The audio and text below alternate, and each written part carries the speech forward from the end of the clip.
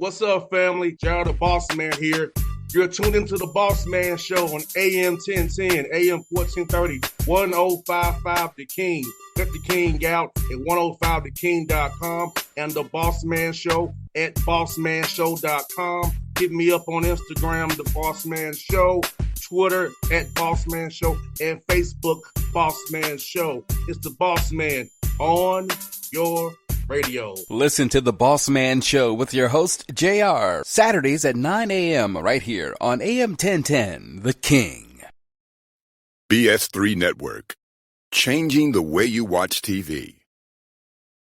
Yes, BS3 Network, changing the way you watch TV, covering content and hot topics from A to Z, sports, music, society and culture, movie reviews, you name it, we have it.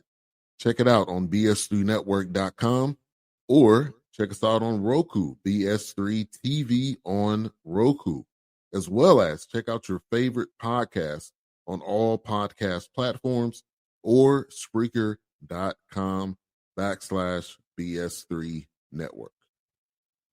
You are now tuned to BS3 Network.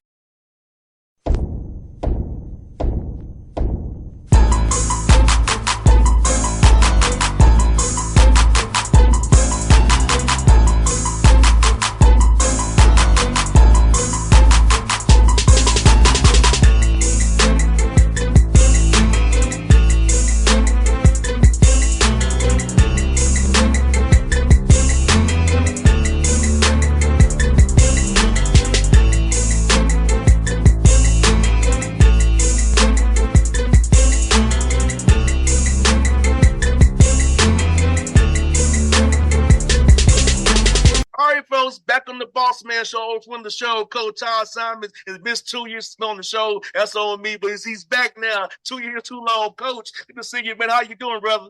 We're having a great summer. We're really enjoying getting this new team up and going, and then getting ready for fall right around the corner.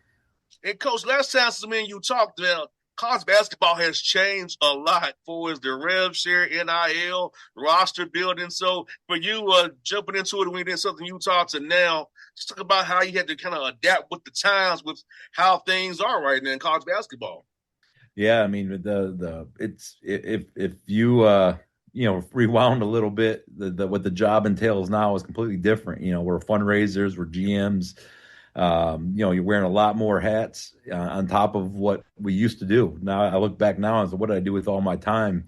A few years ago, but it's good. It's just different challenges. You need much more people invested partnerships into the program. I got to get getting that excitement going around is very important now, and building the roster every year is a little different, but nothing that we're not used to. I came from the prep school level for 7 years, and we had a new team every year, so it's nothing that I'm not used to.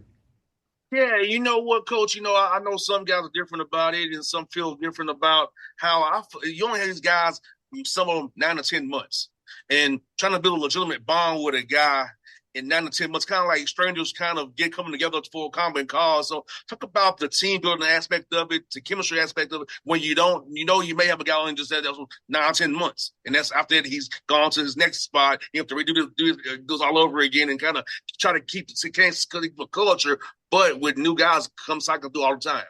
Yeah, it is. You have to be very intentional with it, from day one. We're getting guys to communicate to one another. We're doing little programs. You're doing outings. You're having meals. You're being very intentional of getting 1 through 15 to know each other, to create a brotherhood. And you can't wait. You can't wait. You can't let it just happen organically over time or whatever. You're gonna have to kind of force feed it a little bit, jumpstart it, and then once it gets in a healthy place, it's in a pretty good spot, but you gotta work at it. And also with summer workouts, with you in the prep level, so you used to have a new team. So how do you kind of approach each summer? Is it based on the group you have, or you also have a plan as we're gonna develop these, whether it be wings, guards, forwards, and just so talk about that piece of trying to figure out a summer workout plan when you have a new team virtually every year.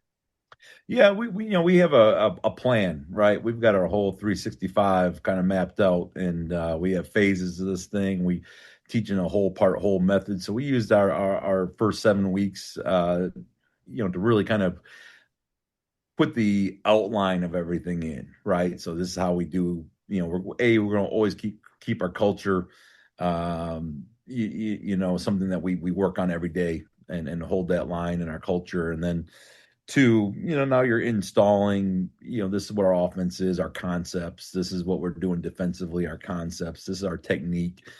And then once they get a kind of a big picture here in the summer of like, okay, here's what the intensity is expected. Here's what we're doing as a team. Here's, I got to know my brothers a little bit, and here's what the system looks like. Now what we'll do when we bring them back in the fall, we'll drill down and get sharpen all the tools. Here's all the technique that we're doing.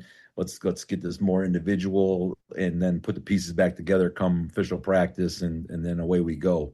So we try to be pretty detailed in how we do our system, but we also have a system that we made sure that guys can learn in short order. Not something that might take 8 months and then we lose the guys 2 months later. We don't want that. We want to be able to perfect something as quick as possible.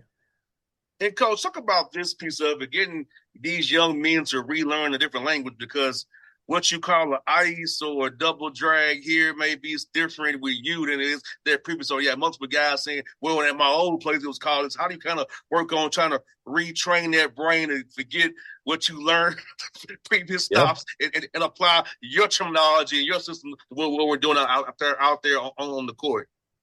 Yeah, I mean, we started after the recruiting process. Here's everything on paper. Here's everything on video.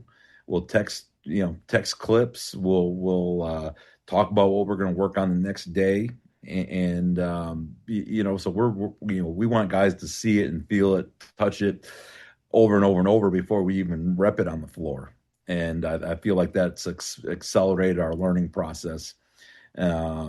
And then we'd be very true to our language. We try to make sure that everyone's talking our language, using our vocabulary, because it is unique. Our program's unique. We have a unique matchup zone. We have a unique offense. We played, a different tempo.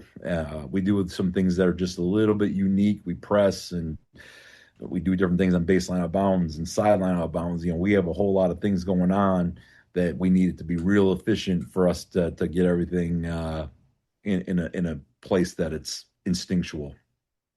Coach, also, this want to ask you about this. Getting a group to understand the little things, the intangible, the loose balls, 50 balls, especially the rebounding, close possession with a rebound. So talk about getting guys to understand if you don't rebound, you don't win the rings, and getting everybody involved in the rebounding game, because that's a part of our position game. And these games come down to these small margins, and every little play counts. Yeah, and that's a big part of our culture. We believe the rebounding and toughness is part of our culture. We don't do a lot of rebounding drills, but every year we're a hallmark of our programs. We're top 50 in defensive rebound percentage, and it's not because we go out and hit each other 1,000 times in practice. It's if you don't go, or if you don't rebound, you're not going to fit in, and we're going to call it out. And the second time we're going to call it out, and the third time we're going to call it out, and the fourth time you're going to call it out, and then you're going to watch it on film, and then you're going to be held accountable for it when we grade out from the previous day's practice. And so there's just layers to that accountability. It's part of our culture, and that's how we've been successful at it.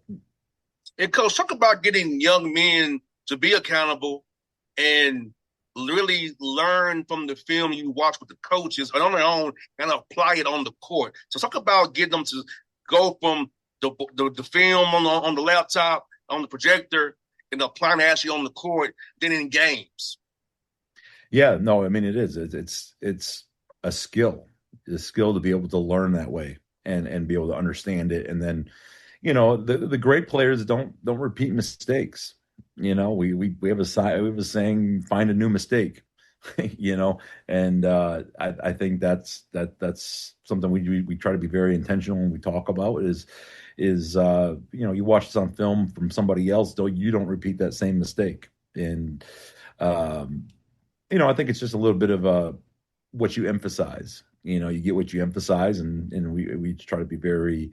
Um, our guys know that we try to play clean basketball. We're not going to beat ourselves. 100%, because especially when you get to Cleveland and at the Rocket Arena, everything you do, free throw block out, throwing the ball away, everything is just so amplified. And you want to play clean. So talk about getting young men to make right decisions with the basketball, make the right read, and understand when to get off the ball, when to take a closeout. So talk about getting guys to really know the right play based on what the defense is doing. Yeah, I mean it's you're trying to teach guys how to play, not just a bunch of plays. And that involves being able to read. The basketball literacy. You got to be able to read the floor, right? And some guys, they want to drive in the traffic or drive where the ball came from, or not talk out there. So those are some of the things that you say. Hey, I want guys to leave Bowling Green, be able to step on any court and people say, yeah, that guy knows how to play. And, does it work all the time? No, but the guys that get on the floor a lot of times are the ones that kind of embrace playing a 5-on-5 game. No doubt. And Coach, let me ask you this, man. Getting guys to understand about their bodies and strength, recovery, working out, the right fuel, getting sleep, that prehab and rehab. Talk about getting these young men in the summertime really understand you play a long season from November, hopefully through March and into the NCAA tournament. And you have to really be conditioning your body now. So talk about learning about eating and strength and really making the body last and to kind of avoid those little knick-knack injuries that stay with you all year long. Yeah, we've got a phenomenal trainer, and he's got a whole series that he does leading up to every practice, and then we get him on the court, get him warmed up, you do your thing. We've got a great strength conditioning program. We have a nutritionist, so we're trying to be a whole thing. We're doing recovery. We treat our guys really well. I mean, every one of our guys gets a set of Normatec boots to take home. Like you're expected to use them. We've got hot tub, cold tubs, and we do yoga and all kinds of different things that we really invest in this area of preventative maintenance and also recovery. And does it always work? Not always. Not with as physical as we play. I mean, part of our hallmark is we're going to be physical, and that's going to lead to some contact injuries. But what we want to avoid is the soft tissue injuries. We want to avoid those type of things. 100%, because those things just, man, I can remember some of them I had. It just linger and lag and linger and lag. And you just don't know, because I was telling one of my colleagues with the Braves, I said, look, because their best player has been out with a hamstring and a groin. I'm like, you may feel good, but you make that joke that you haven't been doing, it may grab again. So it's better to take a little more time with soft tissue, because you might feel good, but you're not really going full out. And when you go full out, it may grab points. So you might take time stripping that muscle around and really let it recover before you cause a worse pull or tear. I'm trying to teach you guys up about this. You're exactly right. Once you get down that road, it's hard to get off of it. It stays you're on. You got to get off that path. So yeah, that conditioning is important, and the ramp up's important too. We try to get our guys ready, and the great ones understand that nutrition and conditioning is a 12-month deal. It's not just the time we have with them, and you try to emphasize that. And Coach, I'm asking this, man, in this whole world of rev share and NIL, teaching these guys about financial literacy is very important now. So talk about that piece, getting these guys realize they're 1099 and they get taxed as money that they're getting. And then you got to really make it want to last, kind of be your starter money, and not some you go blow just to go blow some clothes at the mall or buy you a nice watch. So about getting guys to realize the value of money now and how this money can help start their lives for many years to come. And this is an opportunity of a lifetime to really give yourself a chance not to be in debt in your 30s or in your 40s. Yeah, no, I think you just try to educate. whether it be one-on-one conversations with guys. We try to educate on the front end when they're signing these contracts. We try to, and we try to bring in some speakers, some life skills, uh, presentations. We bring in former players to come talk about, hey, this is what I went through, and you just try to do the best you can with the information and give them some tools to make better choices. Ultimately, you can't hold their hand, but you can get them in, and you try to educate their circle a little bit. Mom and dad, hey, this is a good idea if you do this, and here's some tips and pointers on how to stretch this and make this a foundational tool to buy yourself some freedom later in life, as opposed to something that's just going to get you a quick hit of excitement right now. And so you just try to do the best you can with educating. Coach, I'm asking you about the MAC, man. I know it was a big debate about Miami of Ohio last year, maybe not getting in as well after all those wins they had. And talk about just getting the MAC to a point where you all get more than one bid again, because it's a tough league. You all play a great schedule. You have the Sun Belt Challenge you all do as well. So talk about as a league how you trying to figure out ways to get the right net rating, to get multiple bids from the MAC now, because it's such a competitive league. It's just too good to be a 1B league most of the year.